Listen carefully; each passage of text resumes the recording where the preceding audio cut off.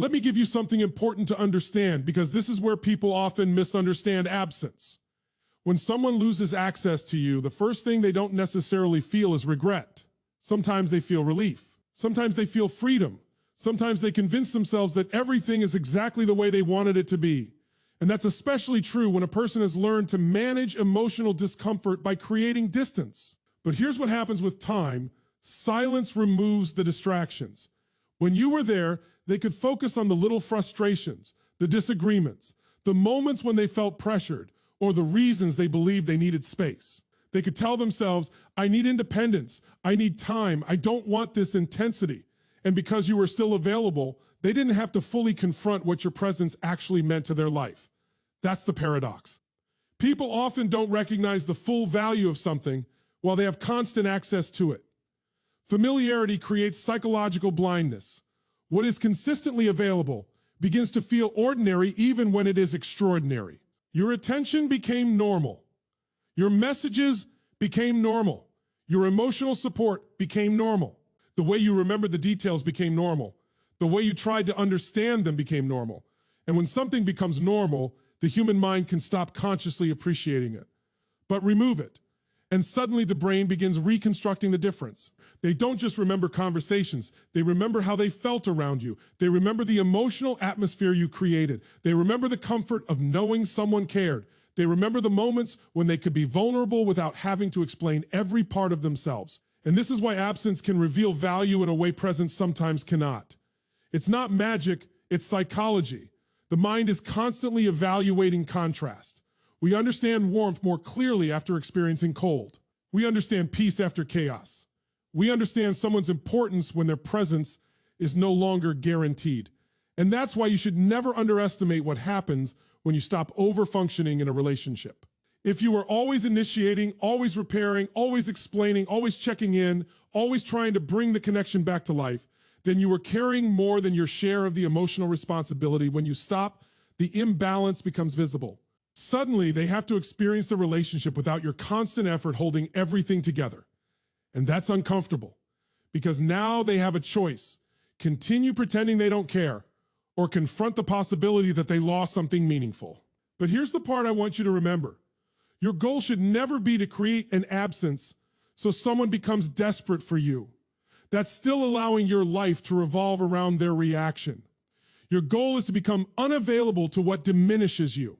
There's a profound difference. You are not withdrawing to manipulate them. You're stepping back because you finally understand that love without reciprocity becomes self-abandonment.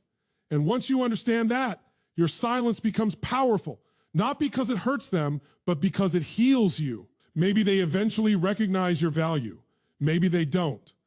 That's no longer the foundation of your identity, because the greatest transformation occurs when you stop asking, when will they realize what they lost?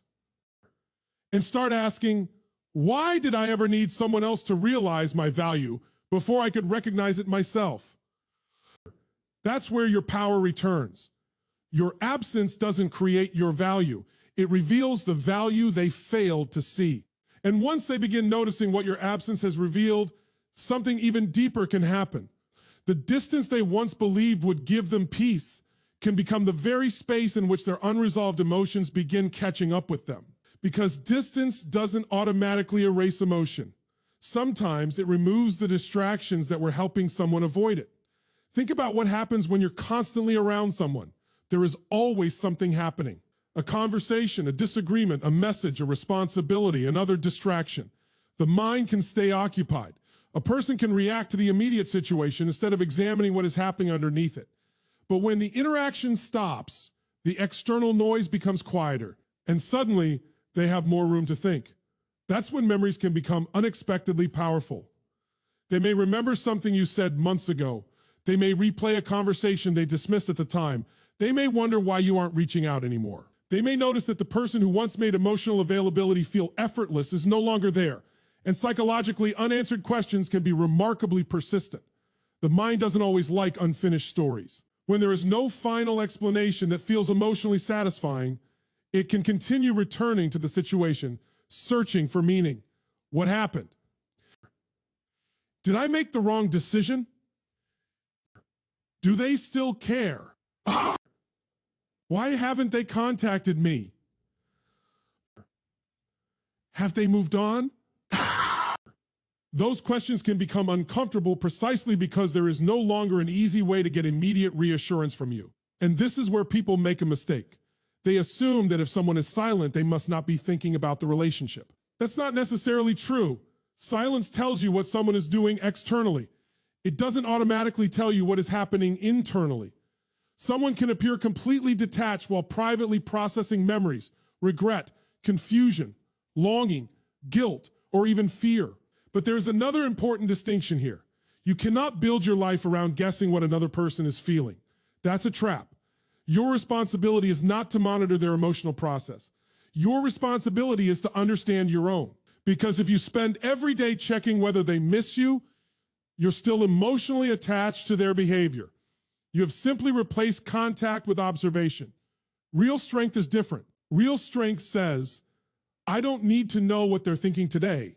I need to know what I'm choosing today. And that choice matters. If the relationship ended because you were constantly overextending yourself, then distance gives you something valuable too. Perspective. You begin seeing the relationship without the emotional urgency that once surrounded it.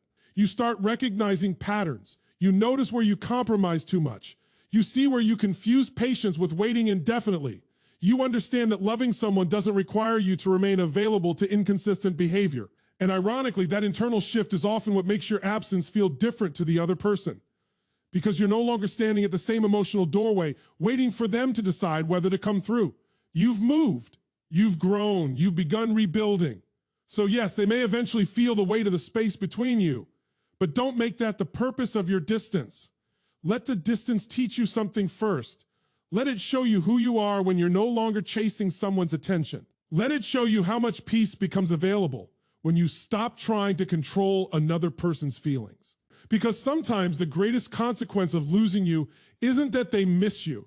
It's that they finally have to face themselves without you there to distract them.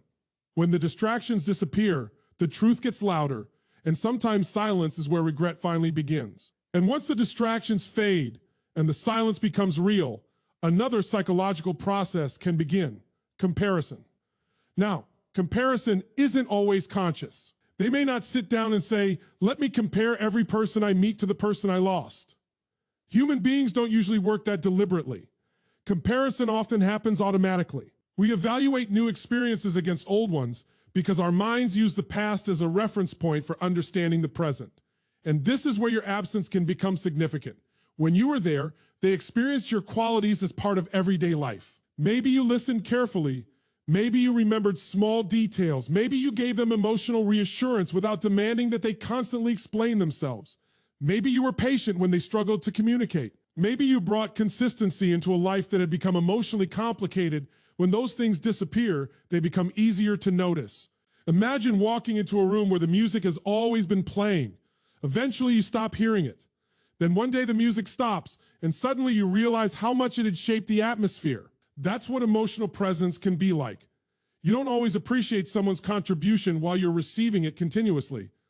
But then life continues. They meet other people. They have new conversations. They experience new relationships. And slowly, they begin discovering that chemistry isn't the same thing as emotional safety. Attraction isn't the same thing as understanding. Attention isn't the same thing as genuine connection. Someone can be exciting and still not be emotionally available. Someone can be attractive and still not make them feel understood. Someone can give them attention and still not know how to hold space for their vulnerability. And that is where memories of you can become more meaningful. They may remember the way you responded when they were struggling. They may remember how easily you understood what they couldn't articulate. They may remember the conversations that felt effortless, the moments of genuine laughter, or simply the feeling of being known. But don't misunderstand this. You don't need to become obsessed with being irreplaceable. That's ego talking. The deeper truth is that every meaningful relationship creates a particular emotional experience. Nobody can perfectly reproduce another human being because every connection is shaped by history, personality, timing, trust, vulnerability, and shared experiences. You are not simply a collection of qualities. You are an entire experience. And when that experience disappears, Another person may eventually recognize the difference between having someone around and having someone who genuinely understands them. This is also why you should resist the temptation to prove yourself after the relationship ends. You don't need to send another message explaining how much you cared. You don't need to remind them of everything you did. You don't need to compete with whoever enters their life. Because the moment you start competing, you communicate that your worth depends on winning their comparison. It doesn't. Your worth existed before they recognized it. And if they eventually compare their experiences and realize what they had with you was rare, that realization belongs to them. Your responsibility is to keep becoming the strongest, healthiest, most authentic version of yourself. Because here's the paradox: the more desperately you try to be unforgettable, the more emotionally trapped you become. But when you stop trying to control how someone remembers you and simply live with integrity, the impact of your presence often speaks for itself. People don't always remember what you gave them materially. They remember how they felt when they were with you. They remember whether they felt seen, whether they felt safe, whether they felt understood, whether they felt accepted. And sometimes they don't recognize the significance of those feelings until another connection fails to recreate them. So let them discover that on their own. Don't chase the comparison.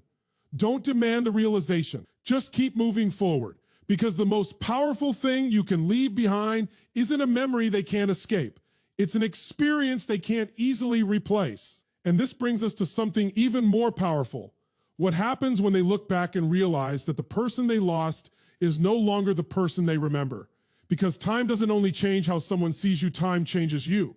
And if you've used that time correctly, you don't spend it waiting for someone to come back. You use it to rebuild your relationship with yourself. That's a completely different psychological position. When a relationship ends, it's very easy to make your entire emotional life revolve around one question: will they come back? But there is a better question. Who am I becoming while they're gone? That question changes everything. Because if you spend months waiting for someone to return, you're allowing their absence to control your present. Your attention remains attached to a person who isn't participating in your life. You're physically moving forward, but psychologically you're standing still. Growth requires a different decision. You decide that their absence will not become the definition of your life. You begin rebuilding your routines. You invest in your work. You strengthen your friendships. You take care of your body. You develop new interests. You become more emotionally disciplined. You stop explaining yourself to people who have already decided not to understand you. And slowly, something remarkable happens. You become less dependent on external validation. You don't wake up wondering whether they checked your profile. You don't spend hours interpreting their silence. You don't need every song, post, or coincidence to become evidence that they're thinking about you. You begin living again. And that transformation can be confronting for someone who once assumed you would always remain emotionally available. Because people often create psychological expectations based on patterns. If you always responded, they expect another response. If you always initiated, they expect another initiation. If you always forgave, they expect another opportunity. If you always waited, they expect you to keep waiting. But when you change the pattern, the other person has to update their understanding of you. They may eventually realize this person isn't where I left them.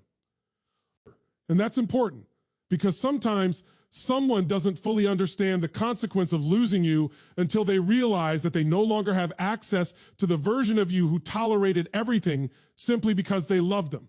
You're not necessarily colder. You're clearer. You're not necessarily less loving. You're more discerning. You're not necessarily harder to reach.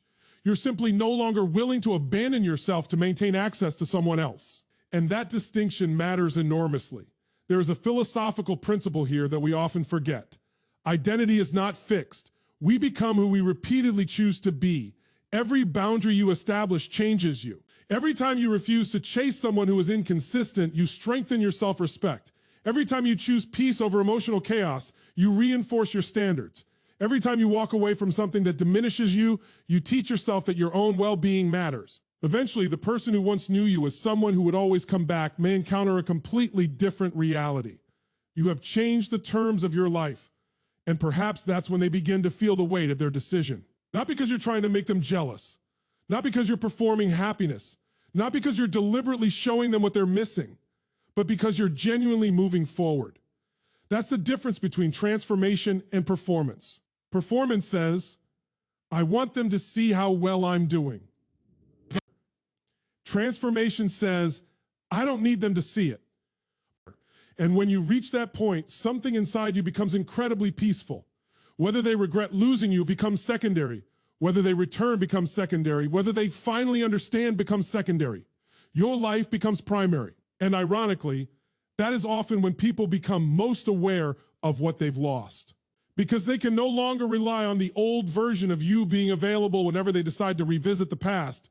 But don't build your growth around the hope that they'll notice. Build it because you finally noticed yourself. You noticed your potential. You noticed your worth. You noticed how much energy you had been giving away. And now you're reclaiming it. So if they ever look back and realize you've changed, let that realization belong to them. You don't need to explain your transformation. Your life will explain it for you. Don't become the person they regret losing. Become the person you would never abandon again. And once you have begun changing, rebuilding, and reclaiming your identity, there is another truth you have to understand. Sometimes the deepest regret doesn't come from losing your love. It comes from realizing what your love required them to become and recognizing that they weren't willing to meet that responsibility. Because there is a fundamental difference between loving someone and losing yourself inside the process of loving them. You can love someone deeply and still have boundaries. You can understand someone's fears without accepting their inconsistency. You can have compassion for someone's emotional struggles without making those struggles your permanent responsibility. And this is where many people become trapped. They think, if I love them enough, they'll eventually understand. So they give more, they explain more, they forgive more, they wait longer, they lower their expectations, they become more patient, they become more available. And eventually, without realizing it, they begin negotiating against themselves. That's not love at its healthiest. That's self-abandonment disguised as devotion. Real love doesn't require you to continuously prove how much pain you're willing to tolerate. And when you finally stop doing that, something changes in the relationship dynamic. You are no longer saying, I'll accept anything as long as I don't lose you. You're saying, I care about you, but I also care about the person I become when I'm connected to you. That's a profound shift because relationships don't simply give us experiences. They shape our identity. If being with someone consistently makes you anxious, confused, insecure, or desperate for reassurance, eventually you have to ask yourself whether you're protecting the relationship at the expense of protecting yourself. And that question requires courage because sometimes the hardest thing isn't walking away from someone you don't love. It's walking away from someone you love very deeply because the relationship as it exists is no longer healthy for you. That is where your standards become important. Standards aren't demands that another person must satisfy to earn your affection. Standards are decisions you make about what you're willing to participate in. You might say, I need communication. I need consistency. I need mutual effort. I need honesty. I need emotional availability. Those aren't unreasonable demands. They're descriptions of the environment in which you can genuinely thrive. And if someone cannot provide those things, you don't have to demonize them. You don't have to call them a bad person. You don't have to prove that they were wrong. You simply recognize that love alone doesn't solve incompatibility. Two people can care about each other and still lack the capacity to build the relationship they both need. That's one of the most painful truths about human relationships. And sometimes, when someone loses you, what they eventually recognize isn't simply, they loved me.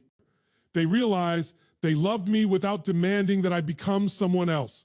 But they eventually realize they couldn't keep sacrificing themselves for me. That can be a powerful realization because your departure communicates something your words may never have been able to communicate.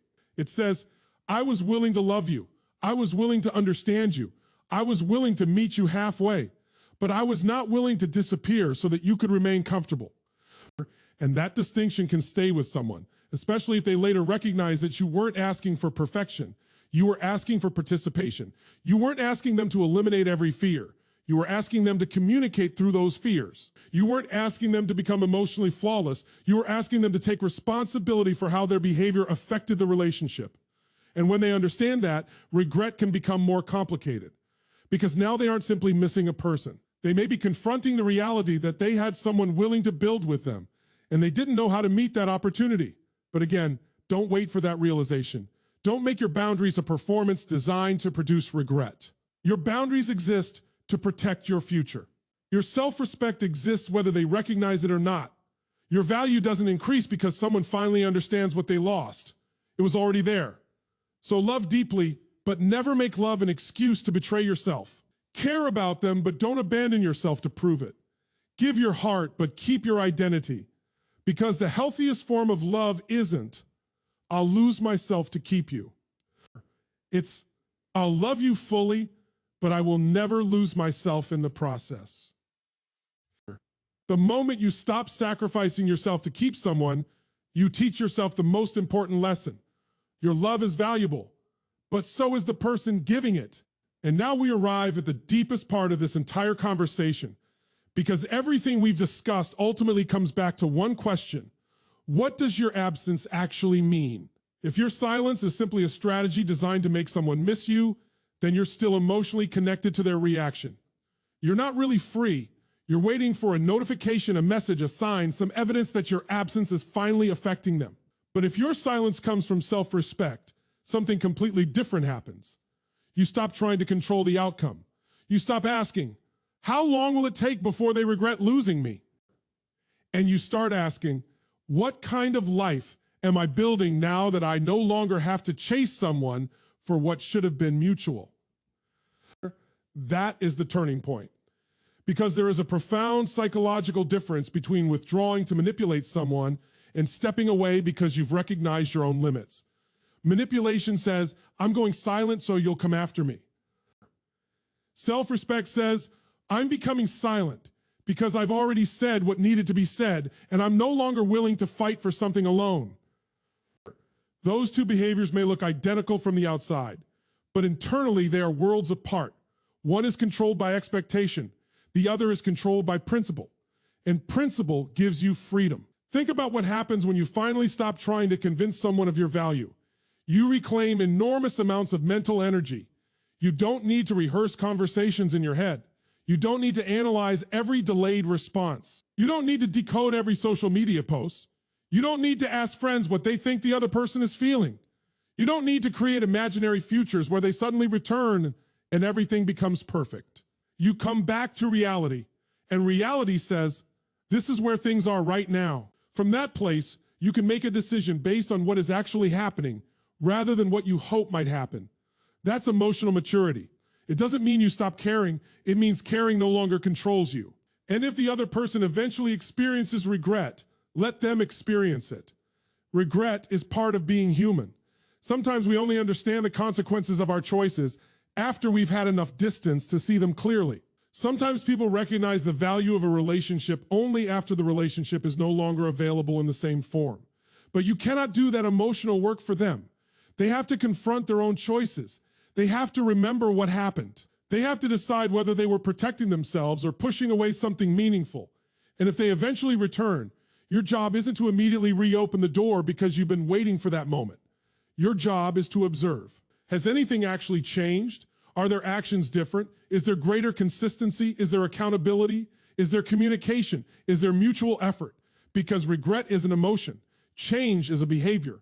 And you should never confuse the two. Someone can regret losing you and still be incapable of giving you the relationship you deserve.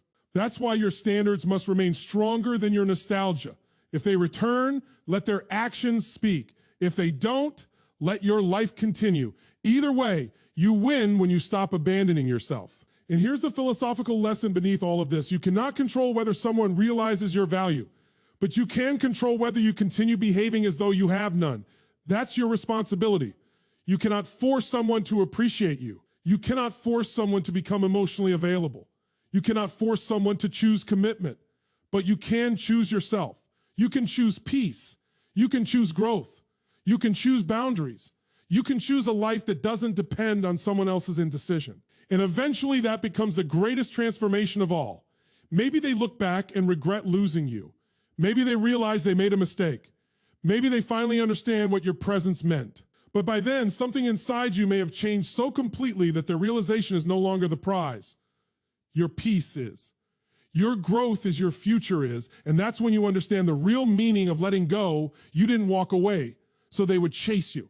You walked away because you finally stopped chasing what wasn't meeting you halfway. And if they ever look back, let them see someone who didn't collapse when they left. Let them see someone who grew. Let them see someone who became stronger, wiser, calmer, and more complete. But most importantly, let you see that person. Because the ultimate victory isn't making someone regret losing you. It's becoming so devoted to your own life that their regret no longer determines your worth. So let me leave you with this. The longer someone goes without you, the more opportunity they may have to reflect on what your presence actually meant. They may remember your patience, your consistency, your emotional support, the conversations you shared, and the moments they didn't fully appreciate while they had them. But don't make their regret the destination.